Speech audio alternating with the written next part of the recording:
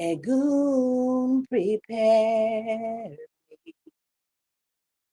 to continue your legacy with your wisdom, tried and true,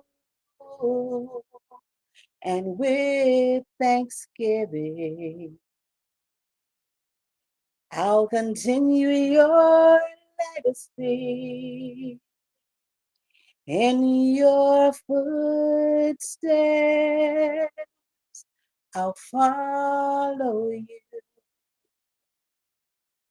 Peace, peace, Black people. Welcome to your mindless world, the Jelly Moose's Cafe. We are our ancestors, and as always, it is good to be Black in the land of the living once again. I never pinned myself to be a singer, so I hope that wasn't too bad for your listening ears, but I wanted to begin this one um, just honoring the Aguns, the ancestors, the Kelnad, the Binyam, and Yowale, whatever you call those wise people of the past.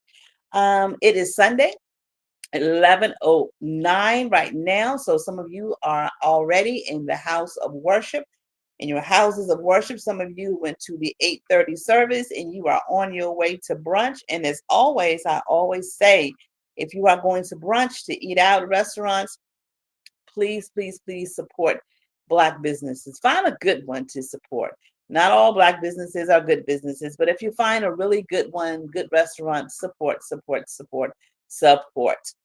All right, so it's the last Sunday of the month, and I will preference the episode by saying that when I first started venerating and honoring the ancestors, Sunday was the biggest day for me to do that, and mainly because uh, growing up and Sundays were a big deal at the house. You may have had the preacher over for dinner, or you were in church several services, but you always had good food. And so on Sundays, after my mother joined the ancestors, I hated Sundays. I absolutely despised them because I missed my family so much.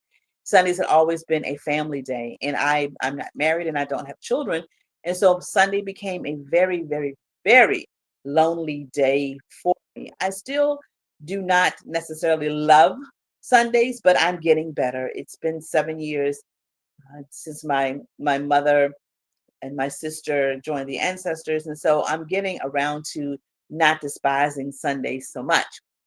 And one way that I have gotten around not hating them so much is having an ancestral dinner and having some of the favorite foods that my ancestors would eat on Sundays, especially my mom and dad and my sister and grandparents. Those are the most recent ancestors that I knew what they would do on a Sunday. And I was doing that like every Sunday. And it started to get expensive because I couldn't, prepare these big meals every Sunday. And then I would have food that was left over, and it just became a little bit too much. And I would try to honor uh, ancestors individually, since I have done my legacy, and I know my ancestors. I can trace them back to 1834, and so I would try to honor all of them every Sunday, and it was getting to be a bit much. And so I came up with the idea to use the last Sunday of the month to honor all of the ancestors that transitioned to ancestral status during that particular month, that had birthdays, physical birthdays during that particular month, that may have had wedding anniversaries during that particular month, um, whatever special events they had. I would take that last Sunday of the month and cook a really big homemade dinner and honor all those ancestors and call them out by name. Now, this is when your mother becomes an ancestor. Friday was my mother's Earth Day. It was her heavenly birthday, or I should say, her birthday she celebrated in the ancestral land. And so I got something light for her on Friday because I knew I was going to cook a big dinner today for all of the ancestors. And also in July was my grandmother, my mother's mother's anniversary of ascension to the ancestors. And also my great grandmother on my father's side was also in July, the ascension to the ancestors. And a very close cousin birthday was the same day as my mom's. Emmett Till birthday is in July, and honoring the most recent of ancestors. Not putting anything out for him because he has not ascended yet, but remembering Malcolm Jamal Warner. So, uh, in the past week, I have had some friends who have lost their mothers. Their mothers have ascended to the ancestral land. And so I wanted to do just an episode today about what happens to, especially girls, women, who, when their mother becomes an ancestor, and how that, shifts your perspective on your life. It definitely changes the family dynamic. And I think that when our mothers become ancestors, the first thing we have to do is look at the role that they played when they were here in the physical, so that we know that the mothers, they had different roles. They had several roles. They were definitely culture keepers. They were spiritual guides for the family. A lot of Black churches, the ratio of men to women is big. You may have 8 women to 2 men, so like sometimes an 8-to-2 ratio. That may have changed over the years. I don't know, but most of the churches that I've been to, it's been mostly women in those churches.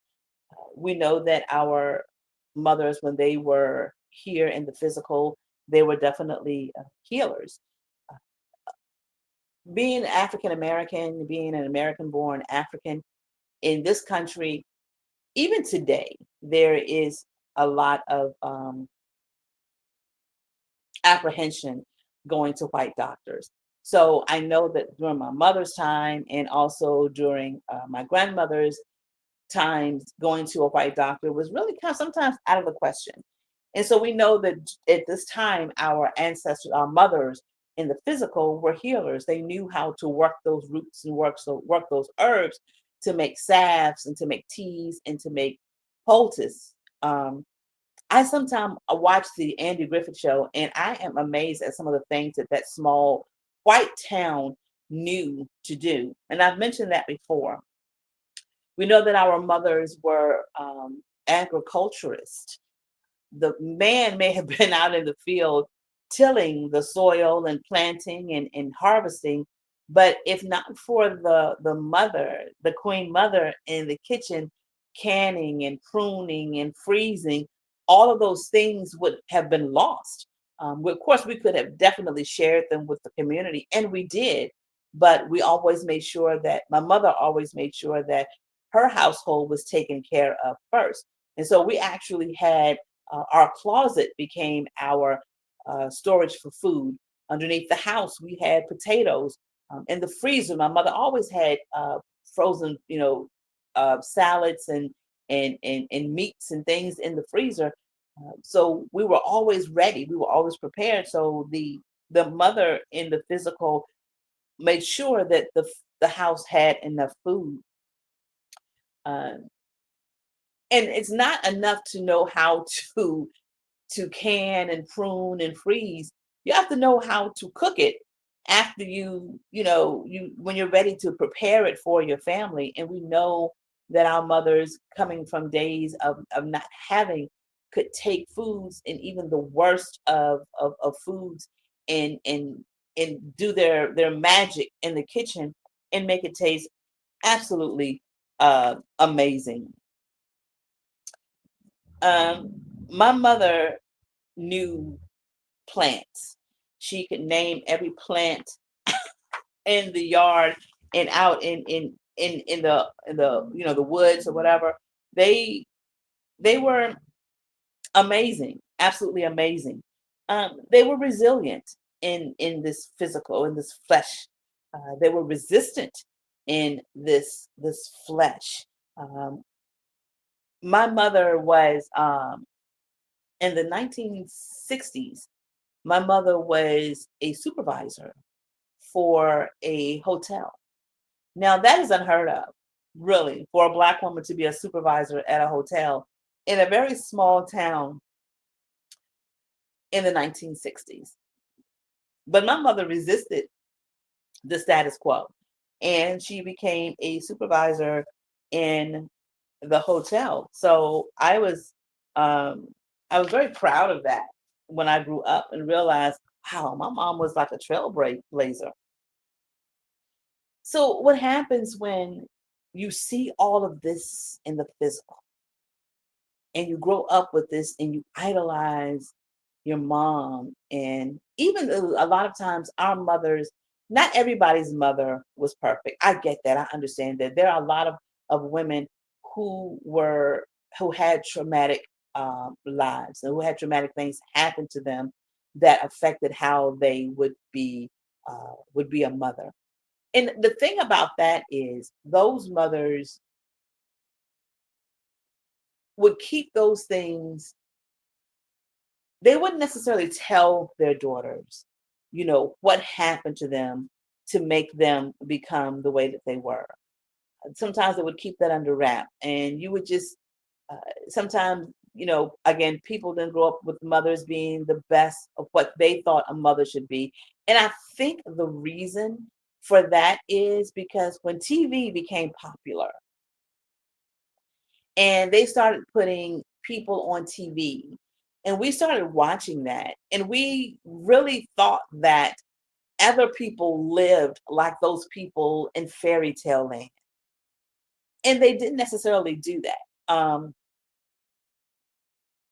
And so when our mothers may not have acted like a Florida Evans, or may not have acted like, and we didn't have a whole lot of Black people to look up to during those times, 60s and 70s, or may not have been a Carol Brady, or whoever else mothers. Now you had um, white women who fell into that single motherhood on TV. But even then, their lives seem to be much more magnanimous than what we saw in our communities of Black single mothers. And so we didn't understand, like in the 70s, why our single mothers didn't, act the way Anne Romano did in One Day at a Time, raising two daughters. Why can't you raise me like her?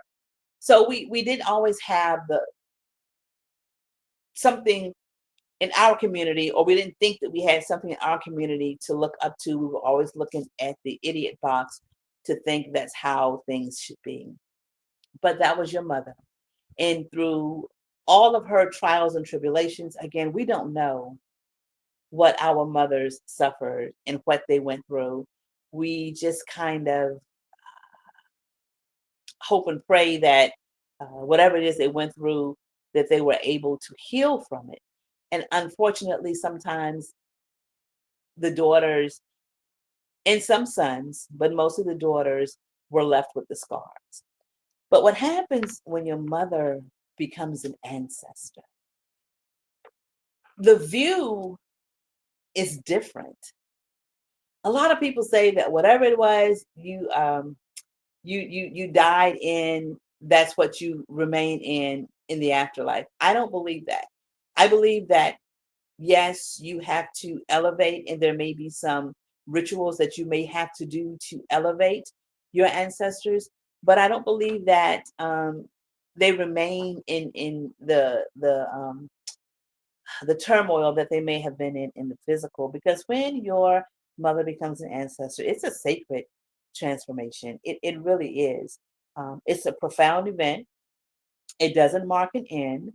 Um, the transition that she has is from the living to become an honored ancestor, an uplifted and beloved honored ancestor. And sometimes, again, we may have to do something, some ritual to uplift them and to elevate them. There are some of my grandmothers who went through hell, and I found that out through tracing my genealogy, and I had to elevate them. I had to do rituals to elevate them so that they could be an ancestor in good standing, and also be an ancestor that's able to help and guide. Because if they've never been elevated and have never been set for beloved ancestral status, there's nothing they can assist you with.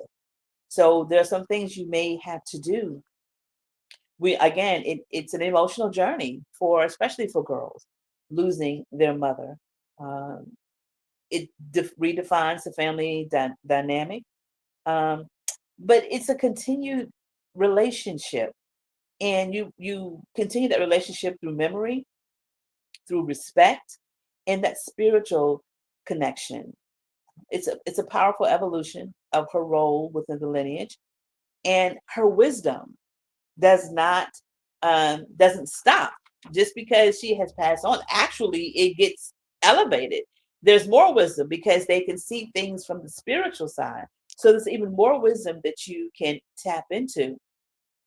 Some ancestors, mother ancestors, sometimes become deified, where they become deities and not just ancestors. They become intermediaries between the living and those who sit among the ancestors, and the gods and the goddesses. Um, your mother nurtured you. If she nurtured you in the physical, she will continue to nurture you in the spiritual. She can help shape your life in this role of ancestor. She's a guardian. We always talked about, before the ancestral veneration came into full view, when people started to return to that, we would always say that when our ancestors, when our people passed away, they became our guardian angel. And they're still our guardians. They're just not angels, they're ancestors. Um, their existence, the Queen Mother ancestors, their existence is not diminished. It is magnificently expanded. She can now transcend the limitation of the physical realm, and she can again work within the spiritual realm and affect the physical realm. She can still give you spiritual guidance. All of the guidance that she gave you when she was in the physical, she can still give you that guidance. You just have to know how to tap into it. Um, During difficult times, my niece is going. One of my nieces is she's going through menopause, and her mother, my sister, is an ancestor. And she'll call me and she says, "When does this menopause end? And I don't understand this and I don't understand that." And I'll tell her, I said, "Remember when your mom used to have hot flashes?" And she used to think, "Oh, yeah." I said, "Ask her. Ask her. She'll tell you. Ask her." They can help you still navigate through life. Protection. They definitely can protect you. They can protect you from misfortune and harm, negative influences. Um, they they have a shield around you, a security. Sometimes they can tap you on your shoulder and say, "Hey, don't go this way, go that way." And you may think, "I don't know what made me go this way to work this morning, but I didn't go the way I normally went, and I'm glad I didn't because it was an accident." It could have been your ancestors letting you know, "Hey, don't go that way," or stalling you. If you can't find your keys in the morning, it could be your queen mother ancestor, um, you know, hiding them to avoid you stepping into something that could hurt you. When I lose something, I ask my mother where it is, because my mother could find anything, anything.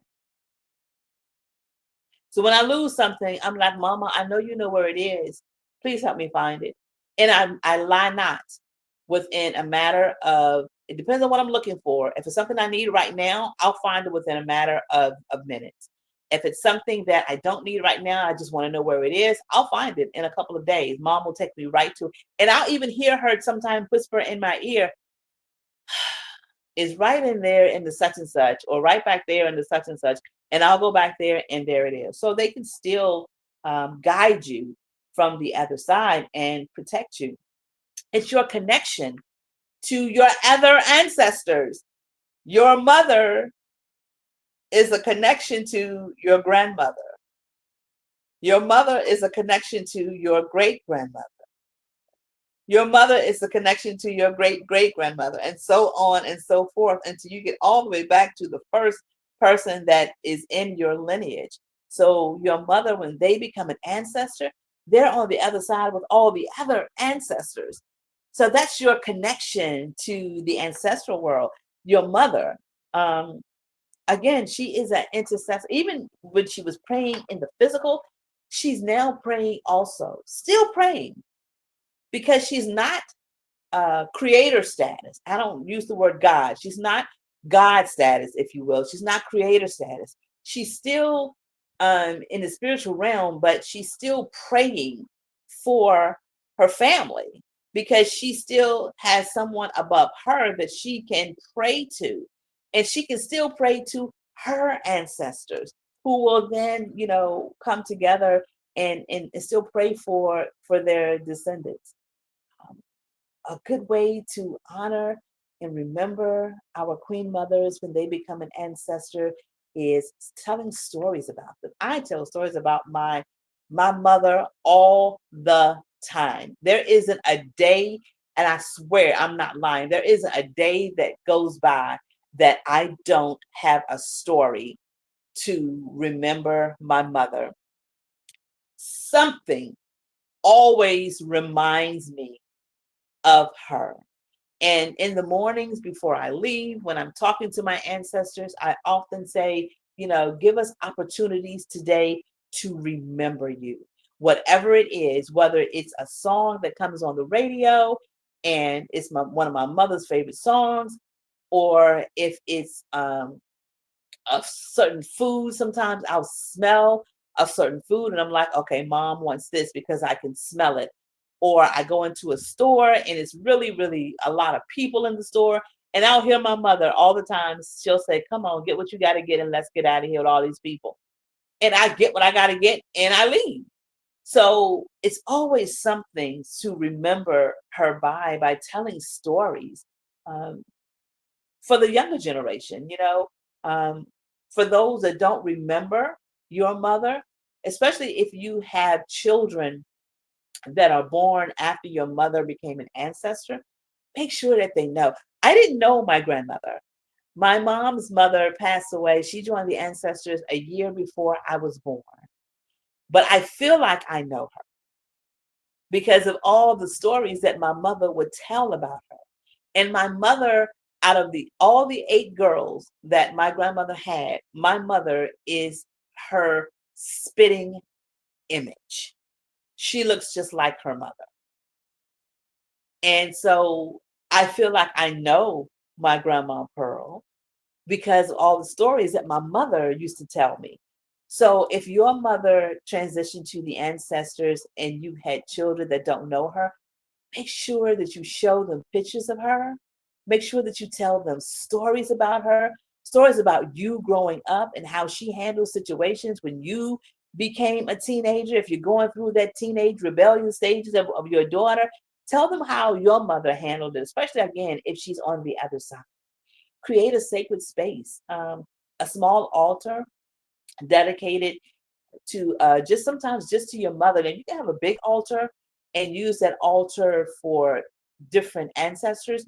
But pick a day, whether it's your mother's day of her birthday or of her day of ascension, to just create that altar, just that space, just for her, and talk to her and give her her favorite food, her favorite drink, her favorite flower, play her favorite music, all of those things. On Sundays, I used to call my mother every Sunday at 7 o'clock. And no matter where I was, I had to call her because she was expecting that call. And when she first transitioned to the ancestral realm, and I first started venerating my ancestors on Sundays at 7 o'clock, I would sit at my altar and I would talk to her. because she was expecting the call from me. And so I would still sit and talk to her at 7 o'clock on Sundays and talk to her about whatever happened that week, the same conversations I would have with her when she was in the physical. Live her legacy. There are some wonderful traits that I'm sure even the mothers who may have had some problems, there were some good traits in them. Those good traits are the ones that you want to pass down to your family. So you live those legacies. Again, she may not have been the best mother, but if there's a special food that she could cook like nobody else, I don't care what it is. I don't care if people think, oh my God, how could you eat that? Whatever it was, if you ate it and it honors your mother, fix that. Prepare that meal, whatever it was. And again, you can still seek her guidance, no matter what it is that you talk to her about in the physical. You can still seek her guidance and wisdom in the spiritual realm. Um, it Community engagements. So my mother and I. So I decided like a week ago that I was going to go to church one Sunday out of the month just to go to honor my ancestors, particularly my mother and father, and do some things that, not necessarily do some things in the church that she would do, but normally on Sundays I play gospel music for my ancestors and I'll read a passage from her Bible. But I know how much my mother enjoyed going to church. And so I told her that I would go. And one Sunday a month, I would try to go to church and just be amongst people to listen to the preached word and hear the choir sing. So I said I was going to do that. And I haven't done it yet, but I'm going, Mommy, I promise. So do some things that if she did community work, do that. Do some community work. If she donated things, if she fixed food for people who didn't have food, for elderly people, for sick people, do that. If she gave people a ride someplace, my mother used to take my grandmother, my father's mother, and my grandmother's sister on Wednesdays, the first of the month. She would take them to a small town where they could cash their Social Security check, and then she would take them to the grocery store so they could get their groceries. And she did that for many, many, many years. And that's a legacy. That's a living legacy that I can participate in and take elderly people places where, they need to go places, take them places because I watched my mother do that. So that's a legacy that you can do to continue her legacy, to continue her memory. And so I'm going to read this because I copied this, or I printed this out from the internet. Your mother becoming an ancestor is an enduring bond. It's a love that transcends. The transformation of your mother into an ancestor does not in any way sever the profound bond that you share. It evolves, it deepens, and it transcends physical limitations. Her boundless love, profound wisdom, and protective influence become an enduring, ever-present force in your life, unaffected by the veil between the worlds. Through conscious remembrance, respectful engagement, and heartfelt connection, you can maintain a vital, dynamic relationship with her. You can continue to draw immense strength, profound inspiration, and unwavering guidance from her continued presence in the sacred ancestral realm. This journey of acknowledging and honoring your mother as an ancestor is an intensely personal one. It's unique to each individual and to every family. It is a testament to the enduring, limitless power of love, the unbreakable interconnectedness of generations, and the profound belief that a mother's legacy continues to enrich, to guide, and protect her beloved children long after she has transitioned to the ancestral plane. It is a journey of continued love, continued respect, and spiritual growth. ensuring that her light never dims, but always continues to illuminate your path. All right, that is it. Um, I hope that this helps someone who may have recently, uh, mother has joined the ancestors. I hope it gives you some comfort that the bond didn't end, but that it continues. All right, so until next time, you know the drill. Love yourself, love each other, give yourself some grace, give each other some grace. Honor your ancestors, they will honor you. Until next time, stay black.